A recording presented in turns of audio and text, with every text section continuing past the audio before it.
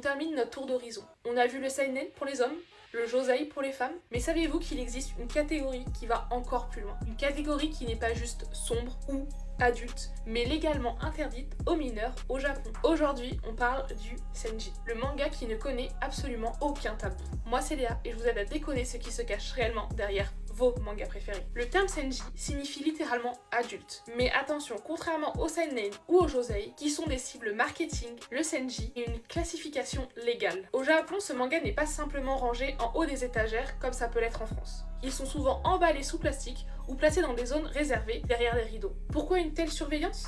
Parce que ici, la liberté d'expression est totale. On y traite de sujets politiques ultra sensibles, de violences extrêmes ou de contenus érotiques, les fameux hentai. C'est un espace où l'auteur n'a plus de compte à rendre à la morale publique.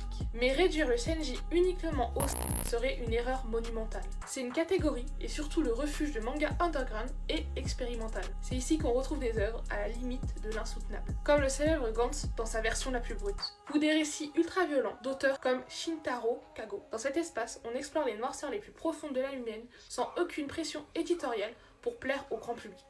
On y trouve du nihilisme, de la satire sociale féroce et des styles graphiques radicaux. C'est un laboratoire de la création pure, souvent dérangeante, mais artistiquement fascinante pour ceux qui cherchent des œuvres qui bousculent vraiment. Voilà, la boucle est bouclée. Du kandamo pour les enfants au senji pour les adultes, le manga n'a pas de genre. C'est un miroir de la vie à chaque âge. Maintenant, vous savez, ne jugez pas un livre à sa cible, mais à son histoire. Dis-moi en commentaire quel épisode t'a plus appris à choisir ton manga, et n'oublie pas de t'abonner pour ne rien rater de la culture manga.